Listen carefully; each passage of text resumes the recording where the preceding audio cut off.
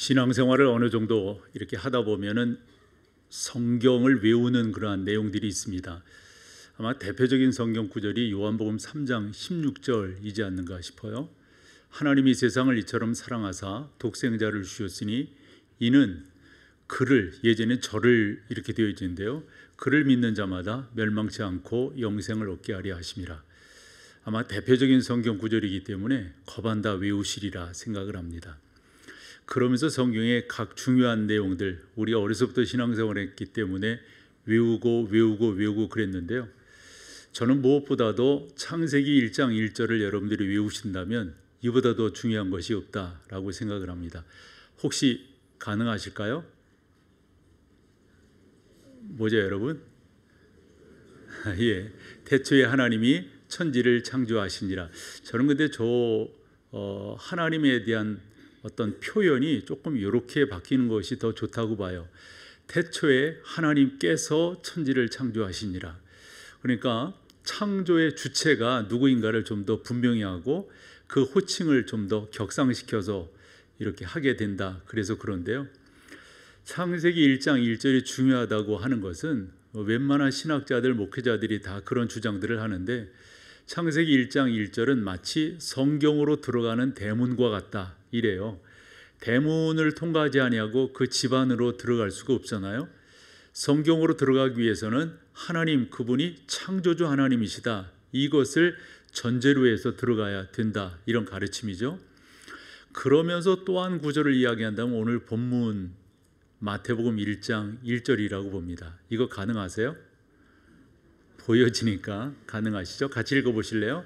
아브라함과 다윗의 자손 예수 그리스도의 계보라. 예전에 세계라 이렇게 되어져 있고요, 사실은 좀 더 정확히 이야기한다면 계보, 좋은 번역인데요, 족보다, 이것이 좀 더 사실적이지 않나 싶습니다. 이 마태복음 1장 1절도 신약으로 들어가는 대문과 같다, 이런 표현을 씁니다. 즉 예수 그리스도가 누구인가를 마태가 정확히 이해하고 저 성경을 썼다, 기록했다, 이렇게 우리가 고백을 하는데, 여러분, 성경의 원저자는 성령 하나님이시죠.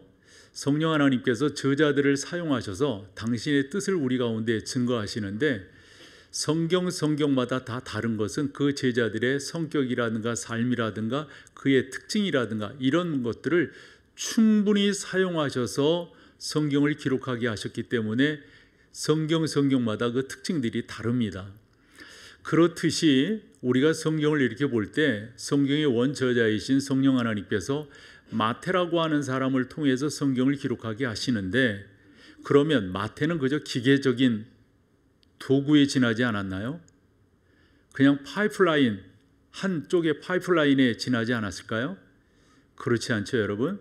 말씀드린 대로 하나님께서 마태라고 하는 한 인격체를 충분히 사용하셔서 기록을 하셨다라고 볼 때, 마태가 1장 1절 아브라함과 다윗의 자손 예수 그리스도의 계보, 세계, 족보 다 좋아요, 이를 기록할 때 아브라함의 자손이라고 하는 것, 다윗의 자손이라고 하는 것, 이거 모르고 기록했을까요? 저는 충분히 이해하고 기록을 했다라고 생각을 합니다. 그래서 그 가운데 자손이라고 하는 것은 조금 좀 너무 광의적인 번역이라고 봅니다. 그래서 이따가도 말씀을 좀 드리겠지만은 아브라함과 다윗의 그 아들, 이렇게 번역하는 것이 저는 더 옳다라고 생각합니다. 어쨌건 이 성경이라고 하는 것은 그 가운데 담고 있는 큰 뜻이, 그 깊은 의미들이 있습니다.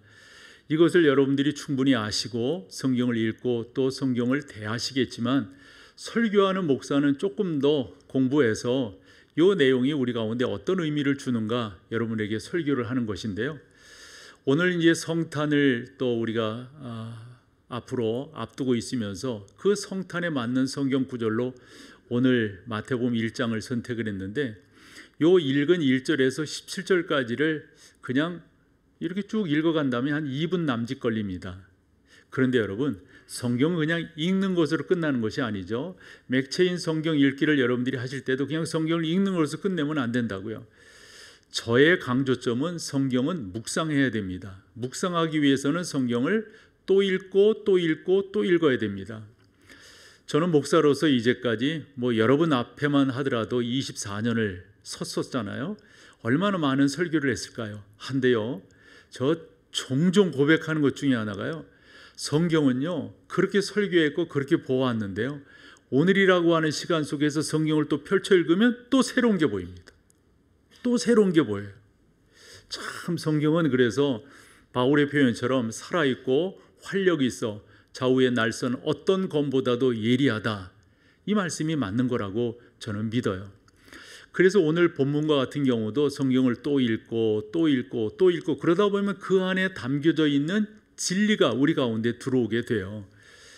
그래서 오늘 이 본문을 통해서 한 3가지 소주제를 여러분에게 말씀드릴 터인데, 그 중에 하나가 성경을 또 읽고 또 읽고 또 읽고 이렇게 읽다 보니까 그 가운데서 하나님의 어떤 분인가를 만나게 된다 하는 겁니다. 다르게 하나님의 성품을 발견하게 되더라 하는 거예요. 그래서 성경을 이렇게 읽다 보면 오늘 본문도 마찬가지인데요, 그 첫 번째 발견되는 하나님의 성품은 오래 참으시는 분이시다라는 거죠. 아까 17절을 읽을 때 14대 14대 14대 이런 식으로 해서 성경이 어떻게 우리 가운데 예수 그리스도가 전해지게 되었는가를 성경이 표현하고 있는데, 이 말씀을 읽고 다른 성경도 마찬가지입니다만 그러다 보면은 예수 그리스도 그분의 성품 중 오래 참으시는 하나님이시다라고 하는 것을 발견하게 된다. 왜냐하면 말이에요, 만약 앞서서 우리가 구약을 어느 정도 아는데 그 구약에 나오는 그 사람 여러분 같으면은 참으시겠어요?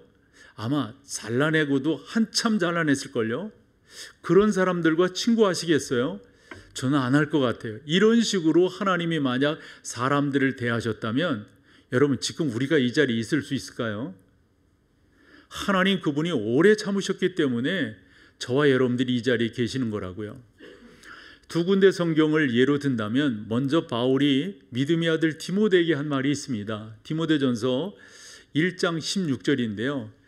그러나 내가 긍휼을 입은 까닭은, 이 바울이 말해요. 지금 이렇게 너한테 서 있고 내가 이렇게 복음을 증거하는 자로 이렇게 서 있는 것은 뭡니까?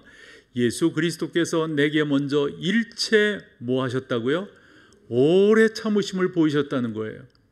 예를 들어서 바울이 사울이었을 때 그때 그 사울이었던 그가 어떤 행동을 했어요? 잘라내도 한참 잘라낼 만하거든요. 그런데 그 바울을 우리 주님께서 찾아가셨잖아요. 사울아 사울아 네가 나를 어찌하여 핍박하느냐, 그러면서 다메섹으로 가는 그 길에서 만나 주셨잖아요. 그분을 만났을 때 꼼짝 못했어요. 내가 누구인데. 그런 바울을 여러분 주님께서 불쌍히 여기셔서 그를 맞이해 주셨다고요. 그러면서 뭐라고 바울이 표현을 하냐면, 그렇게 나를 오래 참으심을 보이사, 그 목적이 뭐라고요? 후에 주를 믿어 영생 얻는 자들에게 뭐가 되기? 그러니까 성경을 보면요 그런 예가 너무 많은 거예요. 예를 들어서 믿음의 조상 아브라함만 보자고요. 아브라함을 보더라도 여러분, 아브라함이 얼마나 하나님 앞에 변덕이 많았습니까? 아니라고 거부할 때도 많았고요. 언제까지 기다려야 되느냐라고 격하게 말하면 땡깡할 때가 많았어요. 그런 아브라함을 하나님께서 설득하고 이해시켜서 창세기 15장에 언약을 맺으시고, 그리고 19장에 가서 그에게 약속된 아들을 허락하시고, 그러나 그 약속을 22장에서 이 모리아산으로 끌고 가서, 그러면서 하나님이 얼마나 사랑이 풍성한 하나님이신가를 깨닫게 하셨어요. 야곱은 어때요? 요셉은 어떻고요? 모세는 어때요, 여러분? 하나님이 만약 참아주지 아니하셨다면 누가 여러분 이 땅에 존재할 수가 있죠? 저와 여러분도 마찬가지일 겁니다. 베드로가 그의 성경을 읽는 성도들에게 이렇게 말을 했어요. 사랑하는 자들아, 죽게는 하루가 1000년 같고 1000년이 하루 같다는 이 한 가지를 잊지 말라. 왜 이런 이야기를 할까요? 그분이 얼마나 우리를 향해서 오래 참으시는 줄 알게끔 하기 위해서 이런 시제를 사용하고 있다고 봐요. 그 다음 구절은 같이 읽어보시죠. 주의 약속은 어떤 이들이 더디다고 생각하는 것 같이 더딘 것이 아니라 오직 주께서는 너희를 대하여 어찌 오래 참으사 아무도 멸망하지 아니하고 다 회개하기에 이르기를. 충분히 이 성경을 봤던 성도들이 이해했을 거라고. 맞아요. 하나님께서 그렇게 참아주지 아니하셨다면 우리가 어찌 이 자리에 있을 수 있을까요? 어찌 우리가 이 자리에 있을 수 있을까요? 그렇게 말을 했다고 봐요. 그러므로 성경을 읽다 보면 하나님의 성품을 발견하는데, 어쨌건 여러분, 하나님은 다른 무엇보다도 오래 참으시는 분이시다. 또 하나 하나님의 성품은 성경을 통해서 깨닫게 되는데 신실하신 분이시다라는 것을 깨닫습니다. 신실하다고 하는 것은 쉽게 표현하면 약속을 지키시는 분이시다라는 건데요, 우리가 그 말씀을 다 깨달을 수는 없지만 그 하나님께서 어떻게 약속을 지키셨는가 오늘 본문과 대비해서 살펴볼 수 있는 하나가 있다면 창세기 3장 15절입니다. 그 말씀에서 뭐라고 말씀하셨냐면, 내가 너로 여자와 원수가 되게 하고, 여기서 너는 사단의 영역을 말합니다. 내 후손도 여자의 후손과 원수가 되게 하리니, 그래서 하나님께서 어떻게 구원의 역사를 이루시겠다는가, 이걸 말씀하시는 건데, 하이라이트한 곳, 여자의 후손은 내 머리를 상하게 할 것이요 했을 때 이 여자의 후손이 누구냐 하는 거예요. 뭐냐 하는 거예요. 많은 사람들이 기다렸어요. 그 여자의 후손이 누굴까? 그 여자의 후손이 우리를 구원하고 그 여자의 후손이 악한 영의 세력을 물리친다고 말씀하셨는데 그 여자의 후손이 누굴까? 그래서 성경을 볼 때 그 여자의 후손이 바로 오늘 본문 16절입니다. 마리아에게서 그리스도라 칭하는 예수가 나시니라. 바로 그 예수가, 그러니까 이런 성경들 좀 더 설명이 있으면 좋겠지만 그냥 가늠하고 이런 성경들을 통해서 깨닫게 되는 하나님, 그분은 바로 다른 것이 아닙니다. 예, 약속에 신실하신 분이시다라는 것을 깨닫게 됩니다. 또 하나 하나님의 성품을 깨닫게 되는 것, 성경을 읽다 보면 이런 우리가 누누이 고백할 수밖에 없어요. 역사의 주관자이신 하나님. 요즘 새벽 시간에 요한계시록을 보면서 저는 요한을 위로하기 위해서 하나님께서 요한계시록을 이렇게 쓰게 하셨다라고 생각을 하는데요, 그 요한계시록을 쭉 묵상할 때 요한은 지금 그런 생각이죠. 황제 숭배를 거부했기 때문에 반모섬에 유배되어 있는 거거든요. 언제 처형될지 모릅니다. 그 처형은 참수형입니다. 누구도 두렵지 않겠습니까? 그 입장이었을 때. 그런 요한을 성령 하나님께서 위로하시기 위해서 계시록을 기록하게 하셨다라고 저는 믿는데요, 그때 황제가 도미시안 황제였습니다. 이 황제는 계속해서 자기 숭배, 즉 나름대로의 그런 구심점을 가져야 통치를 할 수가 있으니까 제국을. 근데 거기에 반대를 드는 특별히 기독교인들이 우리의 주는 오직 예수 그리스도이십니다. 로마 황제가 우리의 주가 될 수가 없습니다. 그러니까 핍박을 하는 거거든요. 핍박을. 그런 요한을 하나님께서 위로하시기 위해서 그에게 계시를 주셨다. 그래서 요한계시록에 나오는 1장에서 20장까지 쭉 보면 다 그런 컨셉이에요. 그래서 결국은 누가 주권자인가, 누가 실제적인 왕인가, 로마의 황제가 아니라 주 예수 그리스도시다라는 것을 성경이 보여주고 있고요. 그러면서 역사 가운데 심판이 인의 심판, 대접의 심판, 나팔제약 이런 것들이 쭉 나오는데 그 모든 것의 주권자가 누구시라는 거예요? 로마 황제가 아니라는 거예요. 요한은 그 성경을 읽으면서 적지 않은 위로를 얻었을 거예요. 그렇구나, 내가 믿고 내가 고백한 이것이 맞구나, 사실이로구나. 우리의 절대적인 심판주는 로마 황제가 아니라, 당시 황제는 모든 것들을 다 할 수 있는 그 당시의 세상에서는 유일한 존재잖아요. 그런데 그렇게 믿지 아니하고 우리의 심판주는, 이 역사의 주관자는 하나님이시다. 여러분, 이 신앙이 너무도 중요한 거예요. 사도 바울은 갈라디아 교회에 이렇게 말을 했어요. 때가 참에 하나님이 그 아들을 보내사 여자에게서 나게 하시고 율법 아래에 나게 하신 것은, 그러면서 하나님 그분이 모든 것의 주권자이시고 역사의 주관자이시고 모든 것의 결재권자이시라고 하는 사실을 우리 가운데 잘 보여주고 있습니다.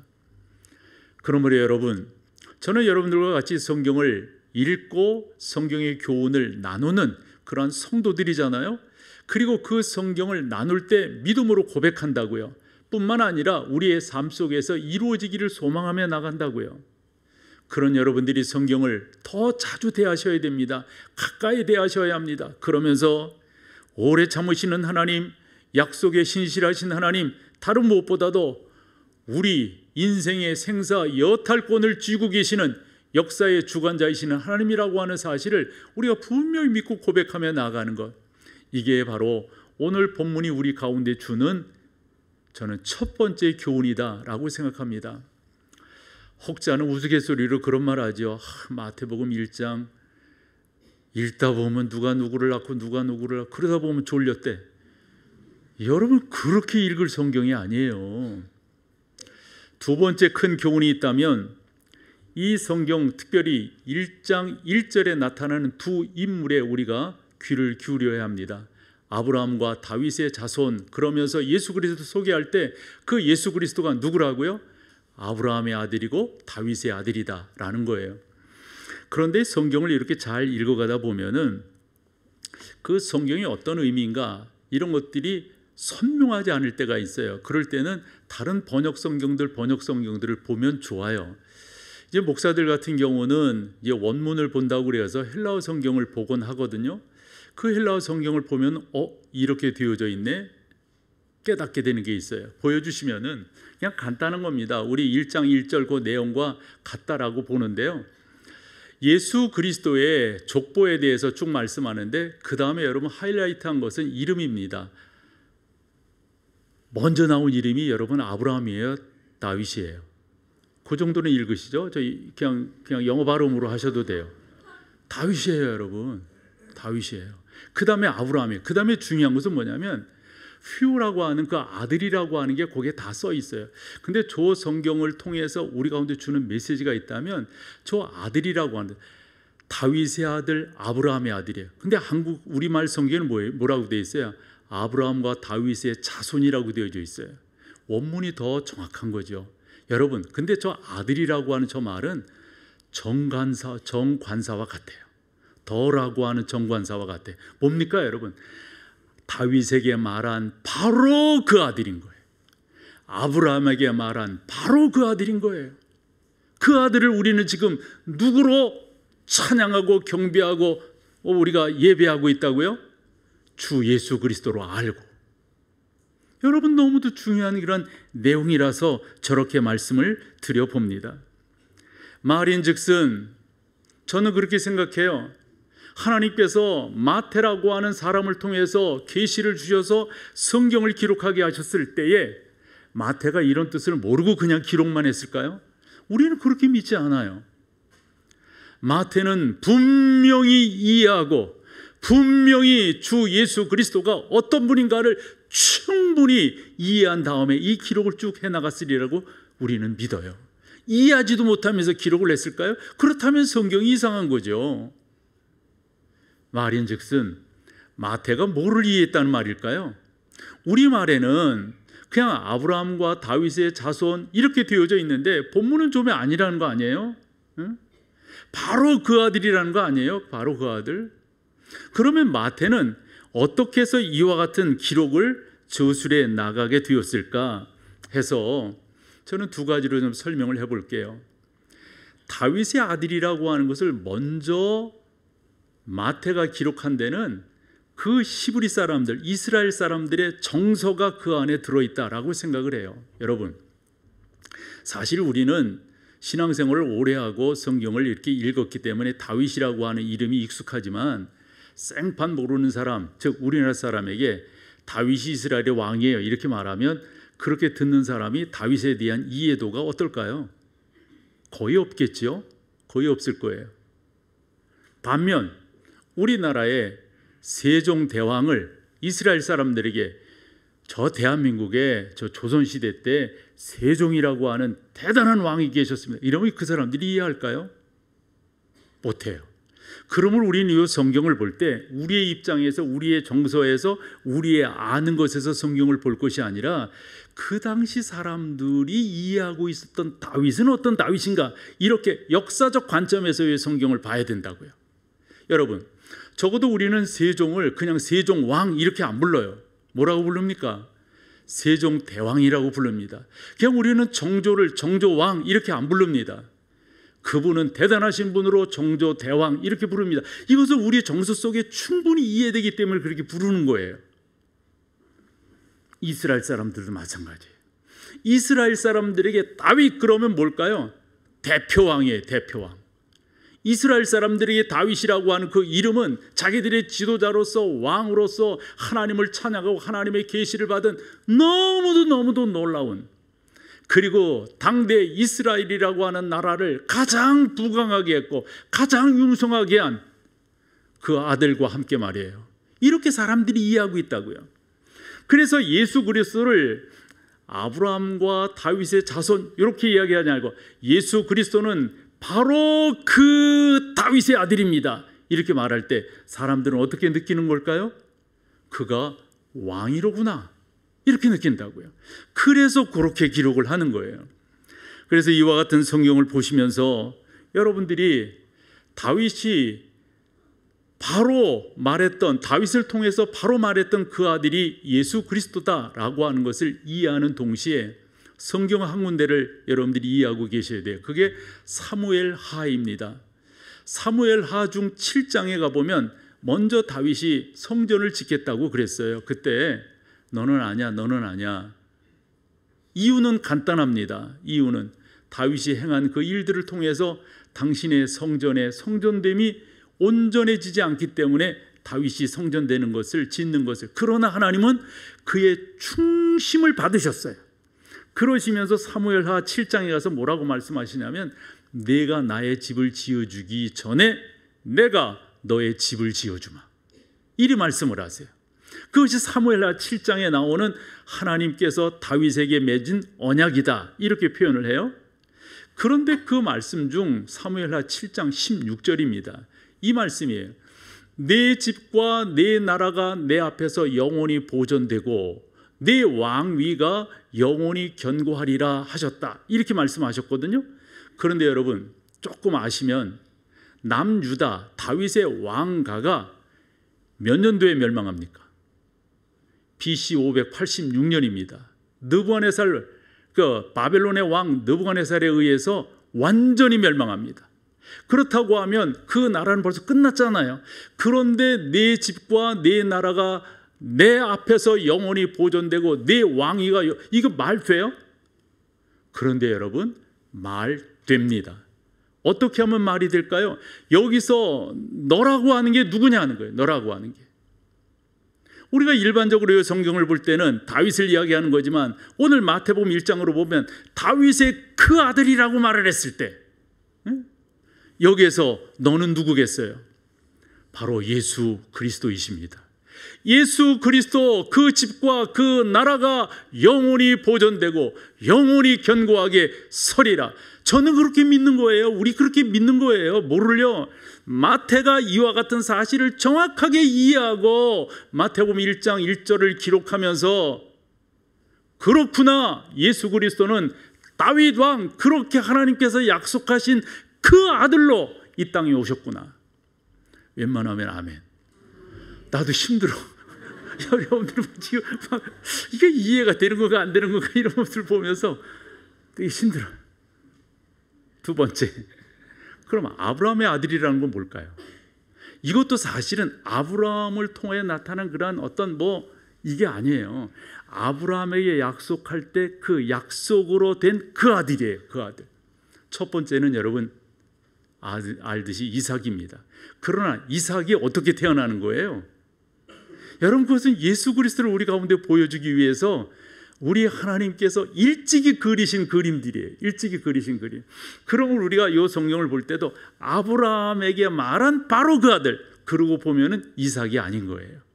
이삭이 아닌. 그러면 이렇게 이야기를 풀어가 보자고요. 아브라함의 이야기가 제일 먼저 나오는 게 창세기 12장입니다. 그리고 하나님께서 명령을 하시고 그 명령의 대가로서 너는 이렇게 이렇게 될 거다라고 12장 2절과 3절에 말씀하세요. 먼저 1절에 뭐라고 말씀하셨어요? 떠나라 이거거든요. 너는 너의 고향과 친척과 아버지의 집을 떠나 내가 네게 보여줄 땅으로 가라. 그렇게 되면 어떤 은혜가, 어떤 복이, 어떤 역사가 이 아브라함 삶 속에 이루어진다는 걸까요? 2절. 내가 그렇게 하면 너로 큰 민족을 이루고 내게 복을 주어 내 이름을 창대하게 하리니 너는 복이 될지라. 여러분, 저 복이 될지라 라고 하는 저 표현이 상당히 중요한 표현이에요. 근데 여러분 생각해 보세요. 아브라함이 어떤 복이 된다는 말이죠? 아브라함이 어떻게 우리에게 복이 된다는 말이죠? 그 다음 절로 넘어가 봐요. 3절. 너를 축복하는 자에게는 내가 복을 내리고 너를 저주하는 자에게는 내가 저주하리니. 이거를 괜히 뭐 우리 가운데로 끌집어가지고 여러분들을 축복하는 사람이 복을 받고 여러분들 저주하는 저주를 받을 겁니다. 뭐 믿습니까? 이렇게 설교하면 안 된다고요, 이게. 그런 성경이 아니에요. 저기서 너가 누구냔 말이에요, 너가. 그래서 그 하이라이트한 것을 보면 땅의 모든 족속이 너로 말미암아 복을 얻을 것이라고 했을 때 그렇게 복을 줄 수 있는 그분은 누구냔 말이에요. 이 사실을 저는 그렇게 믿는 거예요. 마태가 충분히 깨닫고 그의 성경 1장 1절에다가 넣은 거예요. 뭐를요? 바로 그분이, 바로 그 아들이고 바로 그분이 아브라함에게 주신 약속, 바로 그분이 다윗에게 주신 그 놀라운 약속의 완성이다, 완성. 고마워요. 오늘 아까 2부 시간에도 내가 왜 이 본문을 택해가지고 오늘 이렇게 힘들어지나, 그냥 설렁설렁 할걸. 여러분, 우리가 있잖아요, 이 자리에 있다고 하는 게 이게 보통 복이 아닌 거예요. 적어도 여러분들이 구원받아 여러분들이 주 예수 그리스도를 찬양하고 예배한다고 하는 게 그냥 누가 소설로 쓴 게 아닌 거예요. 제가 조금 이렇게 말씀을 드렸지만 이 말씀이 여러분 얼마나 놀랍습니까? 이 말씀이야말로 우리 가운데 큰 복이 되고 큰 역사가 된다고요. 이와 같은 것들을 저자 마태가 충분히 이해하고 그의 짧은 성경이지만 그것을 함축해서 넣었다. 이게 우리 가운데 중요한 거예요. 바로 그분이 우리의 구원자 예수 그리스도이십니다. 그러고 나서 세 번째 소주제로 생각해 볼 것은 우리가 다 아는 내용이에요. 이 족보 가운데 정확히는 5명의 여자인데 사실 5번째는 마리아니까 빼고 4명의 여자를 살펴보자고요. 이 여자들이 이 족보에 들어있는데 사실 이 이름들은 다 부끄러운 이름들이에요. 부끄러운 이름. 예를 들어 볼게요. 여러분들이 나름대로 가정에 이 족보들이 있으실 거예요. 그 가정의 족보들이 다 있으실 터인데 그 족보 가운데 여러분 부끄러운 사람이 들어있다면 그거 자랑할 만하겠어요? 전혀 자랑할 만은 못할 거예요. 저는 김해 김씨 삼형공파의 몇 대손이에요. 그건 이야기 안 할게요. 비밀이라서. 근데 이게 뭐 중요해요? 에? 오늘 내가 어떤 사람으로 살아가느냐가 중요하지 그게 뭐 중요해요? 그런데 여러분 우리는 되게 이런 것들을 따집니다. 족보에 대해서. 그래서 저도 이렇게 봤더니 족보가 시작된 것은 중국 송나라 때 시작이 되었대. 지금부터 한 1000년 전이에요. 이것을 고려 때 받아들여 가지고 우리 가운데도 이 족보가 이렇게 생기고 그랬다는 거예요. 근데 김수로 왕 때부터 뭐 하고 뭐 김수로 왕 그분이 언제뿐이에요? 다 꾸민 거 아닙니까? 어떤 식으로 꾸몄을까요? 좋게 꾸몄을 거예요. 여러분들이 만약 족보를 이렇게 하신다고 하면 아마 족보 쓰는 사람에게 말을 할 걸요. 이 사람 좀 정리할 수 없냐고 그렇게 말을 할 수도 있을 거예요. 웃자고 한 이야기인데요. 여러분 누가 자기 족보에, 그것도 예수 그리스도의 족보에 이런 여인들을 넣겠어요? 첫 번째 여인이 3절에 나옵니다. 누굽니까? 다말입니다. 어떤 여인이에요? 여기서 말하기 좀 부끄러워요. 저도 점잖은 사람이니까 이런 얘기 다 낱낱이 하려 치면은 좀 쬐게 거시기하죠. 이게 좀 그래요. 이게 좀 말하기 좀 곤란해요. 창세기 38장에 유다라고 하는 사람이 등장하는데 그가 여차여차해서 자기 자부와 그렇게 돼버려요.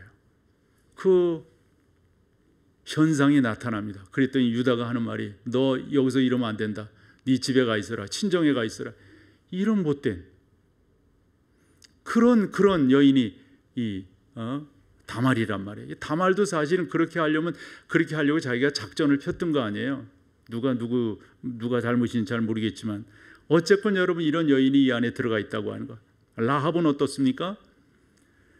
라합이라고 하는 여인도 마찬가지입니다. 여호수아서 2장에 나오는 여인인데 근데 그 성경을 보면요 하나 발견할 수 있는 게 있어요. 라합이라고 하는 그 이름이 그 당시 거기에 있는 사람들이 쓰는 이름 아니다라고 이야기해요. 그러니까 다른 쪽에서 쓰는 이름이라는 거예요. 그럼 뭐예요 여러분? 그쪽 사람이 아니라는 거예요. 근데 그쪽 사람이 아닌데 왜 거기 와서 사는 거예요? 그의 직업 때문에. 그 직업이 뭡니까? 그냥 성경은 단순하게 기생이라고 이야기했어요. 뭐 거기에 여러 가지 해석들을 붙일 수가 있는데 그 정도만 하자고요. 자랑스러운 그 다음에 세 번째 나오는 여인이 룻입니다. 이 룻은 어디 사람이라고 되어져 있냐면 이 룻은 모압 여인이라고 되어져 있습니다. 이 모압이라고 하는 곳은 성경에 찾아보면 이스라엘이 상종하면 안 될 그 민족 가운데 두 민족이 있는데 그 대표 주자예요. 성경을 한번 읽어볼게요. 신명기 23장 3절입니다. 암몬 사람과 모압 사람은 여호와의 총회에 들어오지 못하리니. 그러니까 이민을 오고 싶어도 이민을 올 수가 없다는 말이에요. 절대 이 모압과 암몬은 받으면 안 된다 이런 말입니다. 왜 그렇게 됐는가 보면 이스라엘이 가나안 땅으로 들어올 때 이스라엘을 영접하지 않았고 이 모압이라고 하는 것은 신명기 22장 24장에 나오는 사건으로 발락과 발람이 등장을 하면서 이스라엘을 저주합니다. 그렇기 때문에 신명기서를 이 모세가 하나님의 명령을 받들어 기록하면서 이 두 민족만은 우리 가운데 패스포드를 줄 수가 없다. 이민을 받아들일 수 없다. 이런 말을 해요. 그러면서 몇 가지 이야기하는데 그 중간으로 봐보세요. 그들에게 속한 자는 10대뿐 아니라 그러니까 아마 저 정도 되면은 받아들이고 여타 사람들은 했던 것 같대요. 그럼에도 불구하고 여기만은 절대 못 받아들인다. 여기만은. 그게 누구라고요? 암몬 사람과 모압 사람이에요. 이 사람들에게는 이민을 올 수가 없어요. 패스포드를 줄 수가 없어요. 이 사람들은. 그런데 예수님의 족보에 이 모압 여인 룻이 들어가 있다라는 거예요. 네 번째 여인 여러분 아시잖아요. 근데 성경은 그 여인의 이름을 정확히 기록하지 아니하고 누구라고 기록합니까? 우리아의 아내 이렇게 기록을 합니다. 누구예요 여러분? 밧세바죠. 사실은 참 여기도 할 얘기가 많아요. 밧세바도 이렇게 보면은 다윗도 죄송하지만 뭐 좀 안 좋은 행실이지만 전 밧세바도 마찬가지라고 생각해. 여러분 어느 날 갑자기 불이 붙나요? 이 표정은 뭐예요? 진짜 그렇게 불이 붙어요? 군부를 뗐다. 아니 생각해봐요. 이게 문학적 표현이지. 다윗이 어느 날 한적한 날 왕궁을 거닐어. 그러다가 눈에 보여? 뭐가 보여? 보여. 밧세바가. 근데 목욕을 여러분 왕궁에서 바깥 망원경으로 봐도 잘 안 보일 거예요. 응? 이건 문학적 표현이에요. 말인즉슨 앞서서 뭐가 있었다는 거예요. 여러분 이 사실로 일이 생겼을 때 다윗이 욕을 모면하기 위해서 우리아를 전장에서 불러들이잖아요. 불러들여서 어찌해요? 같이 자기 한단 말이에요. 그때 우리아가 알았어. 그걸. 저는 그렇게 봐요. 그래 안 가는 거예요. 나의 부하들이 전장에서 저처럼 생사를 건 고생을 하고 있는데 나 편안하게 잠잘 수 없다. 그러니까 다윗이 이놈 봐라 그래가지고 완전히 격고지로 몰아가지고 우리아를 죽게 하는 것 아니겠어요? 그러면서 둘은 썸씽이 있었다고요. 이런 여인이 예수님의 족보에 들어갔다 이 말입니다. 질문. 아니 부끄러운 거 웬만한 거 다 이렇게 걷어내고 할 만도 한데 그것도 다른 것도 아니고 예수님의 족보잖아요. 그냥 여타 일반적인 사람의 그거라고 하면 뭐 그럴 수도 있다 치자요. 그런데 예수님의 족보잖아요. 그런데 여러분 어떻게 이와 같은 사람들을 집어넣을 수 있단 말입니까? 왜 이렇게 치욕적이고 부끄러운 과거를 하나님께서는 당신의 아들 족보에 기록하게 하셨을까요? 마태는 어떤 의미를 그가 깨닫고 이런 것들을 기록하며 나갔을까요? 저는 그러면서 생각난 게 예수 그리스도의 십자가의 죽음입니다. 두 장의 사진을 여러분들에게 보여드리는데 그 사진 가운데 이렇게 보면은 보여줘요? 저거 자랑스러워요, 여러분? 그 다음 건 더 처참해요. 그린 거겠지요, 상상해서. 뭐예요, 여러분? 우리 가운데 주는 메시지가 뭐예요? 간단해요. 이 세상에서 스스로 깨끗하고 의롭고 자기가 잘났다고 하는 사람은 구원받을 수 없어요. 예수님의 족보 가운데 그와 같은 사실적인 것들을 기록하고 있으면 우리 가운데 주는 메시지가 그거란 말이에요.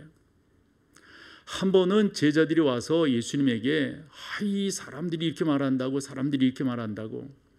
그 말이 뭔가 마가복음 2장 17절 가보세요. 예수께서 들으시고라고 하는 말은 제자들이 와서 그런 말을 한 거예요. 아마도 다르게도 들으셨을 것 같아요. 뭐를 들으셨냐면, 왜 선생님은 왜 그 죄인들 이런 사람들과 이 유유상종하고 같이 식사하고 왜 이렇게 하느냐 이거예요. 좀 의로운 사람들, 잘난 사람들 이런 사람들이랑 좀 하지.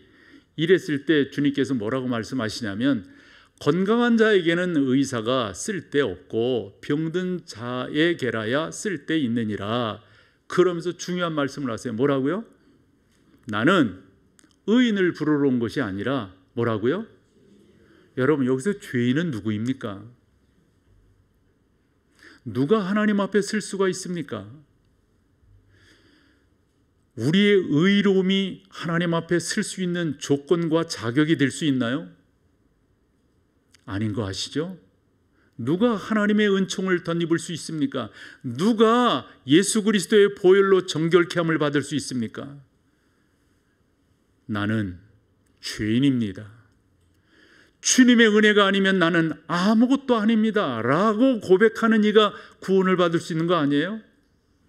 사람들은 부끄럽다고 생각해요. 사람들은 저 사람은 안 된다라고 생각해요. 맞아, 라합, 룻 다 안 된다라고 생각해요. 밧세바 안 된다는 거예요.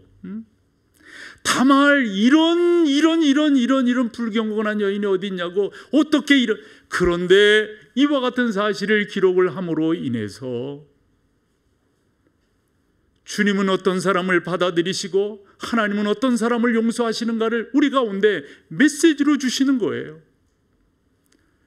사랑하는 여러분, 주님 앞에 의롭다, 주님 앞에 깨끗함을 얻은 사람들은 어떤 사람이었습니까? 스스로 의인이라고 생각하는 사람 한 사람도 없었습니다. 나는 죄인입니다. 나는 죄인입니다. 그러면서 생각나더라고요. 우리 교인들 가운데는 어떤 자세로 이 자리에 와 앉아 있을까? 특별히 남자분들, 나는 그래도 그렇게 살아왔어. 죄송하지만 구원받은 사람의 자세 아닙니다. 하나님 앞에 무릎 꿇으셔야 됩니다. 그러셔야만 여러분들의 형편과 조건과 여러분들의 신분이 어떠하든지 간에 구원함 얻을 수 있는 겁니다. 수고하고 무거운 짐진 자들아 다 내게로 오라. 내가 너희를 쉬게 하리라. 나는 마음이 온유하고 겸손하니 내게로 와서 내게 배우라. 나의 멍에를 메어라. 그렇습니다. 하나님, 저 그 길에 가겠습니다. 그 은혜에 동참하겠습니다. 이런 사람들이 구원을 받은 사람이고 이 은혜를 아는 사람들이 성탄의 의미를 아는 거예요. 그저 즐기고 기뻐하고 선물 사고 카드 보내는 것이 성탄이 아니라 이 땅에 아브라함과 다윗의 자손으로 오신 그분이 누구인가를 명확하게 깨닫고 나아가는 여러분 모두가 되시기를 축복합니다. 자리 일어나셔서 마지막 찬양으로 주 앞에 나갑니다.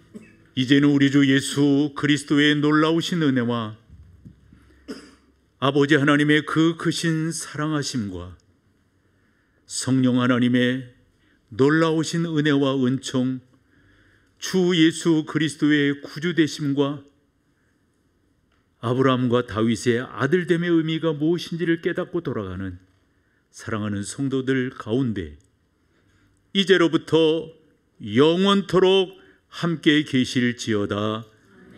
아멘.